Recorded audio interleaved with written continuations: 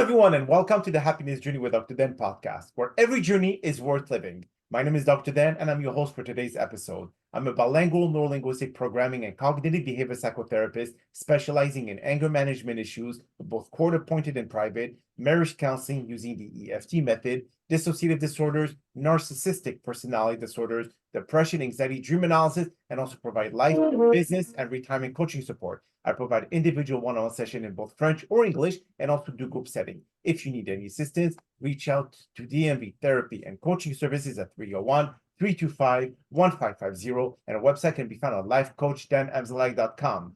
Today, I'm very excited to have for our fourth episode of season 22, a very special guest and author of Free and First, Unlocking Your Ultimate Life, Miss Elizabeth Jane. And just like every of my past episode, I will leave it up to the guests to properly introduce themselves, as no one can do a better job. Elizabeth, the floor is yours. Oh, thanks, Dan. I'm an author, a writer, a painter, and a mother of four, and living in Australia. So I just simply that. I've had many other roles in my life. In the early days, I was a chartered accountant and a primary school teacher, but now I'm more in the role of motivational speaker as well, with regards to mental health issues. Mm-hmm. Thank you so much for being here with us, especially you being in our future. You're basically the Friday in Australia. We're still Thursday. Yes. So, Elizabeth, I know that basically what really prompted you to write the book that you wrote? Did you feel stuck in your career? Did you feel like you wanted to be able to come out of your shell and be able to be someone different than what you are? Yes. No. Well, the book organically came around, Dan, because I was going through a life crisis. So my background was I had after 25 years of marriage and 4 children, I had my husband unexpectedly suggested we get a divorce, and I was thrown into a spin. I was thrown that my relationship and my 4 children had been my life, and I all of a sudden was having to sort of cope with that, with the children being adults and the relationship gone. And I was I'd lost my reason for being for a while, Dan, because they were everything, and the children were doing their own thing, and my husband was gone. And so in the early days, I was just trying to follow my joy, to cope with each day. The very early days, it was really just, the therapists say, just do something every day, whatever you can, just to bring you out of your deep depression, despair that I was feeling, sense of unworthiness, victim mentality. How could this happen to me? What did I do wrong? The blame. And so, and then the writing and the painting organically grew from there and helped me, especially in the early days, to stay present and not to, as my therapist used to say, tune in and listen to Today FM. Don't go into the past FM. Don't go into the drama and the regret and the shame, which will just pull you down. And often going into the future, our thoughts, if we go into the future, we're often catastrophizing or have fears of the future. Where am I going to live? What do I do now? I'm going to be destitute. What's my purpose? It's all too frightening, but it's all in our mind until it comes into the present. So I really would pull myself back into the present with my writing and my painting. And so then, as I was working out what was working, and I was writing what was working and what was not. And as a children's book I came across in a children's shop, and it said, if things aren't going right, go left.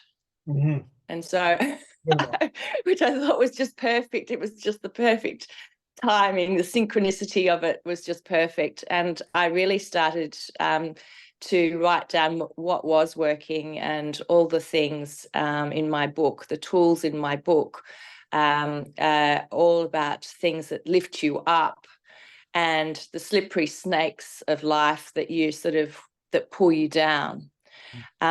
So it's just to keep it really simple, because when you're going through a challenge, a life challenge, whether it's a relationship conflict or health challenge, or even a financial challenge, it's the tools are the same, really, Dan, I find. And like I read somewhere, I think research says that we have 60,000 thoughts a day. And I thought, oh, don't be silly, 60,000.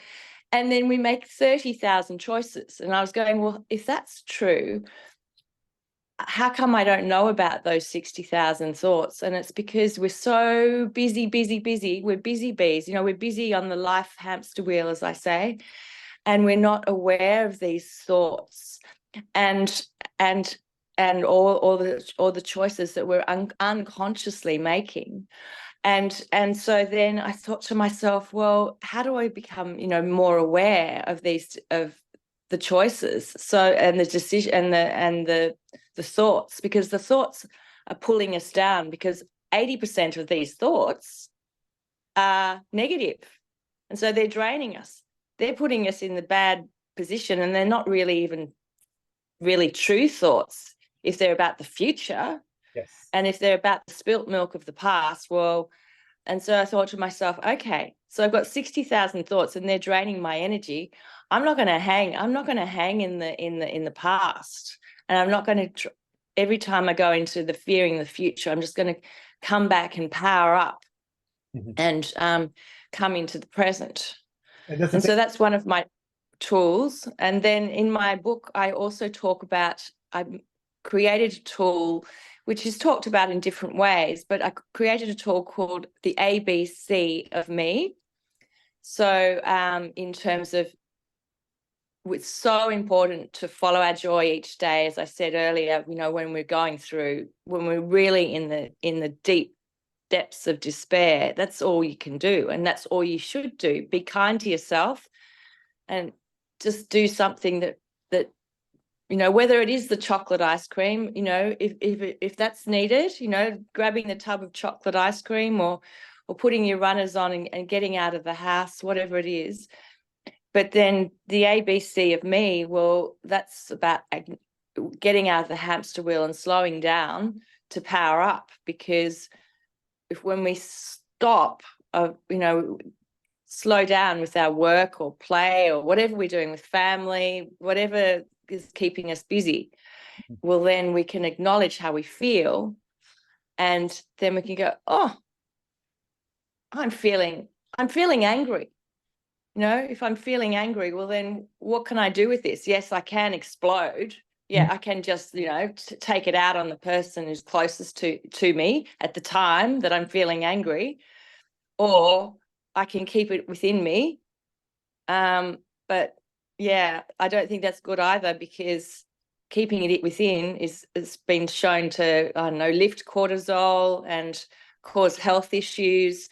And so I thought, okay, right. Okay, so exploding is no good for me and my family and my people around me, and keeping it within me is no good. So I have to find a middle road. And so then it's just what I talk about is, B, the boundaries. A is acknowledging, allowing, accepting where you're at, what emotion you can feel, and then setting a boundary to meet your need. So if you're feeling angry, the boundary might be having an empowered conversation with the person who's causing you to be angry, and setting a boundary in place, setting something, I'm feeling angry when you do X. Is it possible that, we can look at some other way of doing this, that I'm comfortable with and that you're comfortable with? So there are a few tools that I really, I couldn't believe when I was going through the divorce and I was in the depths of despair that there was no manual, and I was really looking for a manual to get me through, to make me feel good, Dan. Where's the manual? Yeah, so I And mean, so that's what I suppose my book became, a manual on how to lift out of the trouble you're in. but the thing is that there's authors as well. Like, I'm not sure if you know Eckhart Tolle. He wrote The Power of Now, and he did Yes, something very similar as to people yes, lack mindfulness. They always fear, or they always worry about a future that is, not yet happening. Fan- Yeah, fantasy. yeah, exactly. Mm, It's too much on the things, like you said, to spill milk. How can we change that? The past has already happened. So mm. what's the point of focusing too much? And that increase the level of cortisol, which is a stress hormone, and then that puts you in a very unhealthy position mindfully, and I mean through your mind, your physical body is getting affected, etc. So it's just like basically the perfect storm. That's what's Yes. inside your body. And people still don't learn. We always continue making the same mistakes. Mm.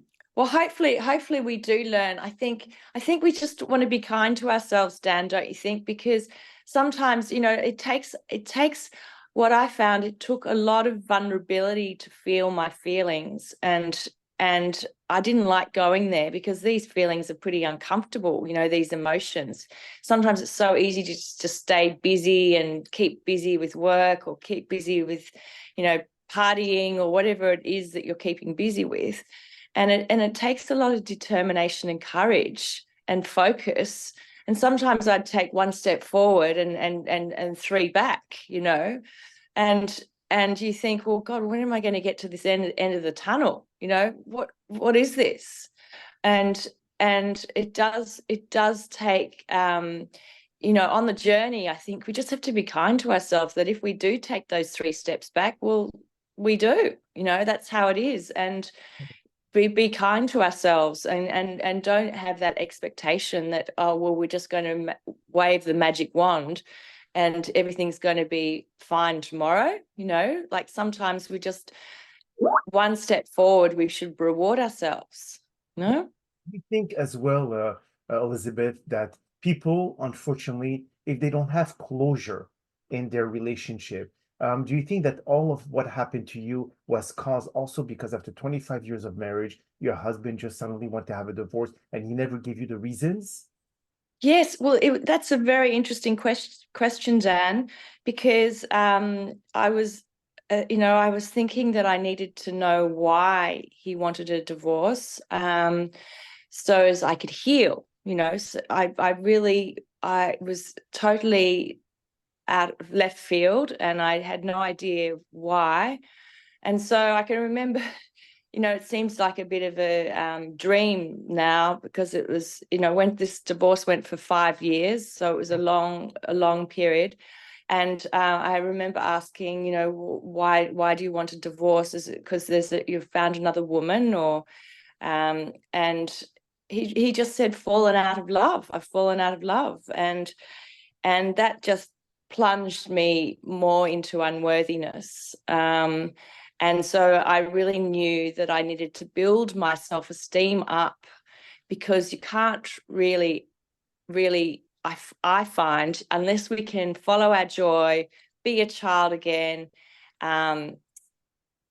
really go back into having fun, follow your fun. Let's say follow your fun. We can't build our self-worth and our confidence to set those boundaries, to have those uncomfortable conversations, to set those boundaries. Because I remember trying to set the boundaries and I go, really, I don't want to offend anyone. Mhm. And I don't think, look, I think it's being very selfish to put myself first and set these boundaries. I've got children, I've got this, I've got that.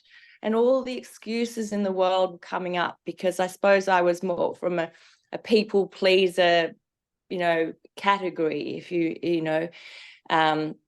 peacemaker category. I didn't want to cause any ripples in, in the family, just a happy family. I was happy,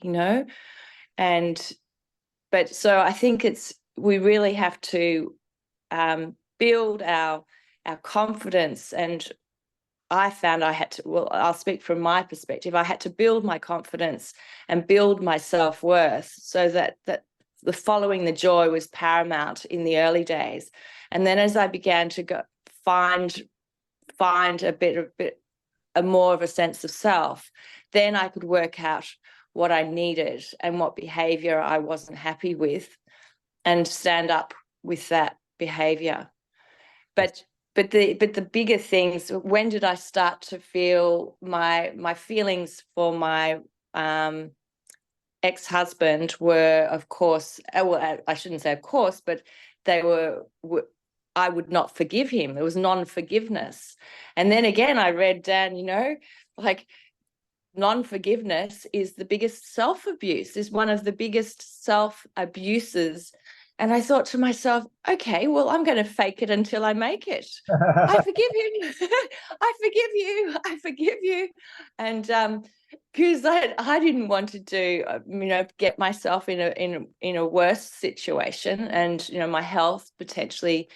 And then, ironically, as the years went past, my non-forgiveness was just totally gone, and was replaced with gratitude, because he had actually got the whip out and helped me to find my true self, not so lost in my roles as, well, daughter. It went way back, daughter, doing things for the love and approval of my daughter, my parents, and then my teachers, and then my husband and children. I'd always been, a perfectionist and trying to do the best by everyone. And so the storm of the divorce and that period really was the catapult, kick-started me on my journey to find me, and to step into my true self, and that's our authenticity is our superpower. I really believe that as soon as we can actually have the confidence to actually stand up for things that matter to us, and to follow through, and to be really true to ourselves, will then the world, it just starts to open up. That's what I found with myself. As soon as I said, I started to feel what I needed, and put boundaries in place, and I started, it was a process. I'll tell you, it was a process. I mean, I fell so many times with this tool, but I was determined. I had that determination in me to rise up, because it wasn't very fun being down where I was. Absolutely not. And The thing is, a lot of people don't have any other tool to be able to manage those feelings. So at least you had the writing, you had the painting, but those who do not have that capability, what other tools can they use, Elizabeth, yes, to cope? yes, Emotional. yes. Well, the funny thing, Dan, is the thing is just to throw yourself into a hobby, a new hobby, because guess what? In May 2019, in about midway through the divorce period, is when I plunged into painting. So painting was unknown to me, because I was a academic at school and wasn't that's a soft subject. My parents said, you do your maths, you do your physics, you do your languages. And so I rocked up to a painting class as my painting teacher had bought my canvas and my paints. And I thought to myself, I'm going to have fun. I'm going to play. I'm going to play like a child. And I looked around, and everyone was painting what looked like Mona Lisas. And I thought, I nearly walked out of that class. I thought, oh gosh, I'm going to be like the circus clown. I don't know what I'm doing. I don't even know how to draw, let alone paint. But then when I got into the creativity is another thing that I think just if you give it a chance and you're just not listening to your mind saying, I can't, I shouldn't, it's a waste of time, it's a waste of money, I'm going to, all this spinning around in my head, I just said, no, I'm just going to put that aside and I'm going to go and I'm going to have a bit of fun. Yeah. And so I started, one of my paintings is literally done with my hands and a scalpel, which is on my website, Untamed, which was very untamed, Dan. And it's as big as me. It's as big as me, and it was basically picking up paints and a compound, a thickening compound. Don't even know the terminology of the Material. the painting terms, materials, because I've intuitive painter. Oh, wow. Okay.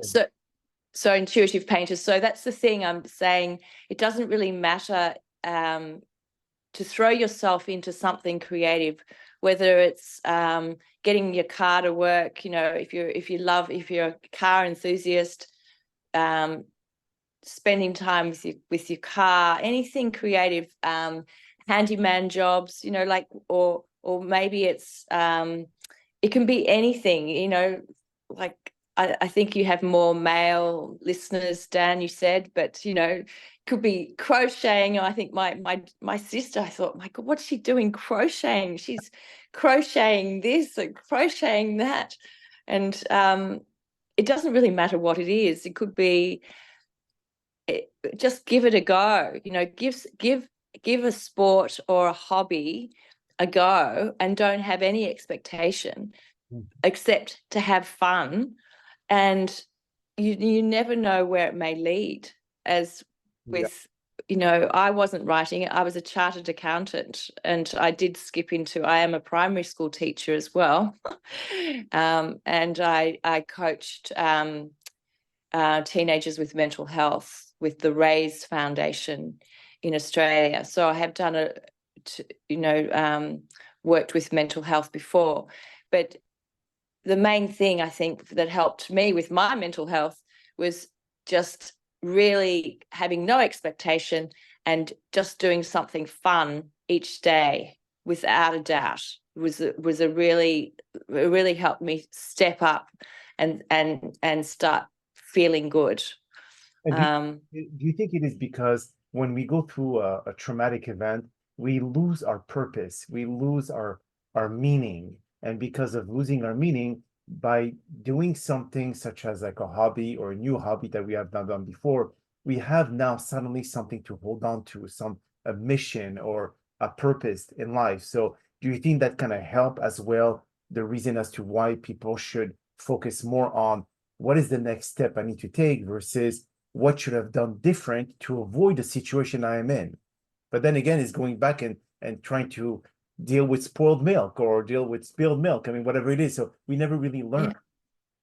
Yes. Well, I think that if we can, yes, well, we want to learn from our past experiences. And what I learned, that's the thing.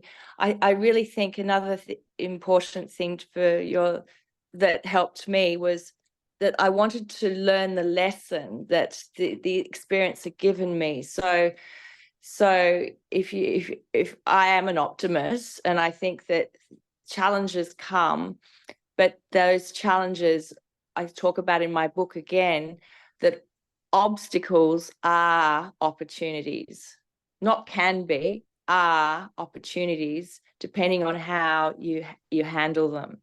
So when I looked at, okay, this divorce, it's like, it's just pretty testing. It's going on for 5 years and it's testing me in so many areas.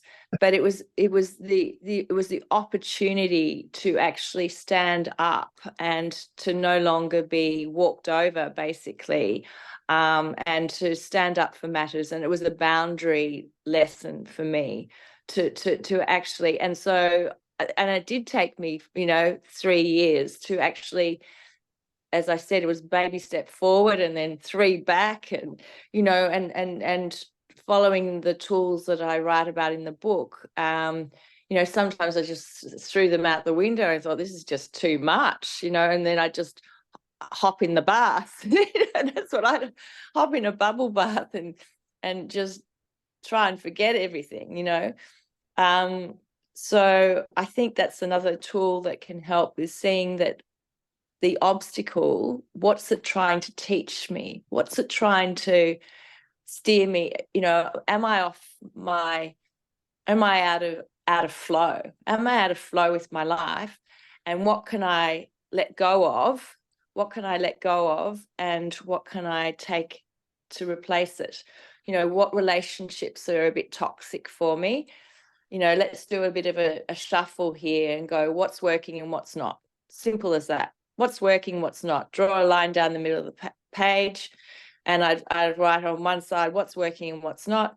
And it naturally just happened for me with the divorce, because a lot of the toxic people, so to speak, went with the divorce. And so and then I had a sort of a fresh palette, there was just, okay, well, who I want in my life, supportive people. I want, people who lift me up and support me. And so I was on the other side of the page of the things that were helping. I would try and focus on those every day. So yes, besides that 10 minutes of joy, following my joy, well, I'd also go, okay, well, I'm feeling bad. I'm going to go to my to-do list. I'm going to go to my list of things that I can do when I'm feeling, down. And, it's okay, it's ringing Dan, or, it's ringing a girlfriend. It's ringing a mate, or, it's catching up with someone for coffee, or, whatever it is. Yeah.